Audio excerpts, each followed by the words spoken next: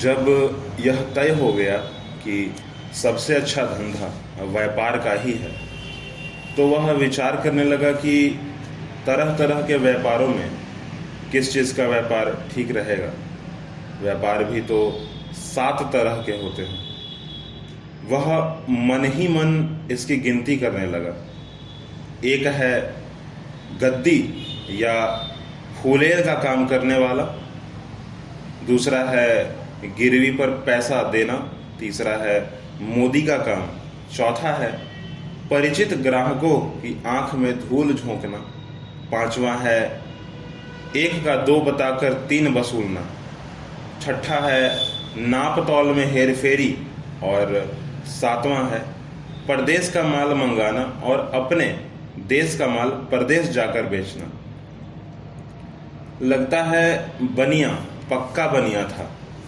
उसे जोड़ना घटाना तो अच्छी तरह आता था, पर बारीक बातें पल्ले नहीं पड़ती थी।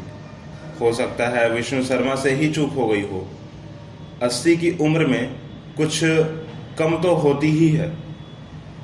उम्र का असर उनके माथे पर भी पड़ने लगा हो तो कोई हैरानी की बात नहीं।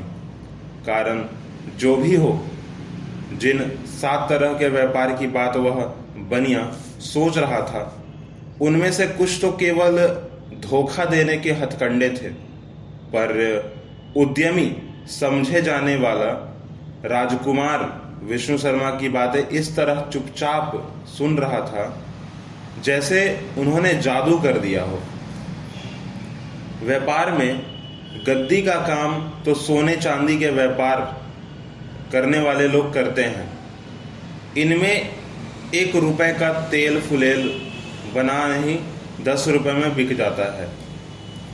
बंधक पर माल रख कर पैसा देने वाला तो रोज अपने इष्ट देव को मनाता रहता है कि बंधकी मर जाए, तुम्हें प्रसाद चढ़ाऊंगा। देवता तो बने ही हैं इस तरह की मन्नतें मांगने के लिए, इसलिए आधी देवताओं की मदद से और आधी तंगी की मार से बंधकी मरकर ही रहता है। देवताओं की भूख और बंधक रखने वाले की कामना अक्सर पूरी हो जाती है। जिसका हाथ इतना तंग हो चुका है कि उसे घर के सामान तक बंधक रखने पड़े, वह कहाँ से मूल जुटाएगा? कहाँ से भारी ब्याज देगा? इसके बाद जिंदा भी रह गया तो रहेगा कितने दिन?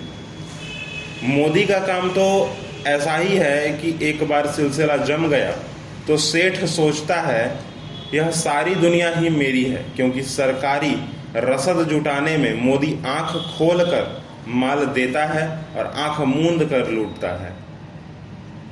दुकानदारी का तो काम ही ऐसा है कि दुकानदार सोचता है घोड़ा घास से यारी करेगा तो खाएगा क्या। वह अपने सगे से सगे आदमी को घास समझता है, घोड़े की तरह चरता और गधे की तरह रेंकता है। कोई परिचित दुकान की ओर आता दिखाई पड़ गया तो व्यापारी सोचता है जान पहचान का है, भाव तो करेगा नहीं, अपनाना दिखकर मूड़ लो।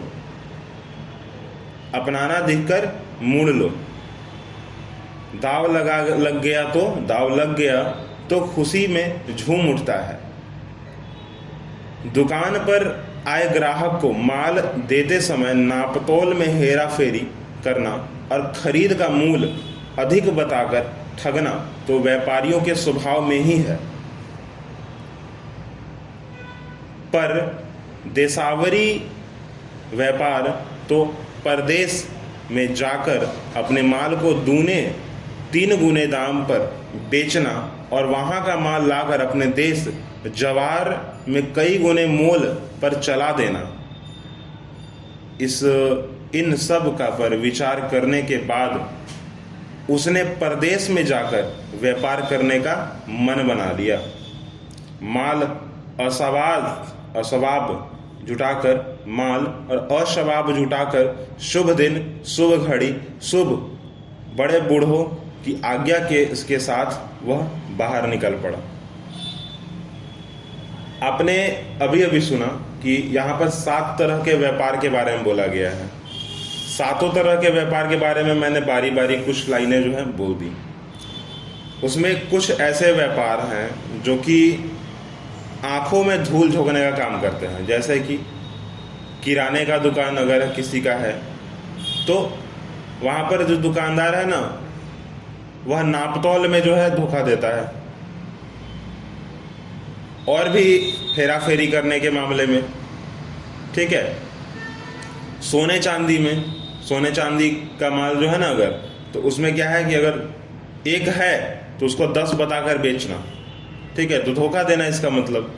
पर आपसे यही कहना है कि आप किसी को धोखा मत दीजिए, ठीक है। यहाँ तो मैंने व्यापार का उदाहरण इसलिए लिया, आपके सामने इसलिए बात रखी कि भाई आप जान सको थोड़ा सा कि व्यापार तो व्यापार ही है, परंतु लोग इसका इस्तेमाल कई प्रकार से, कई तरीके से करते हैं। कुछ लोग अच्छा करते हैं, कुछ लोग बहुत ख़राब करते हैं। तो आपको क्या करना है, तो अच्छा करना है। और अभी फ़िलहाल के लिए इस पॉडकास्ट को यहीं पे रोकते हैं। अगली बात हम अगले पॉडकास्ट में करेंगे। और आप ज़रूर बताइएगा कि इस पॉडकास्ट से आप क्या सीखते हैं। आपका कोई प्रश्न है, अगर है तो आप कमेंट बॉक्स में ज़रूर लिखें।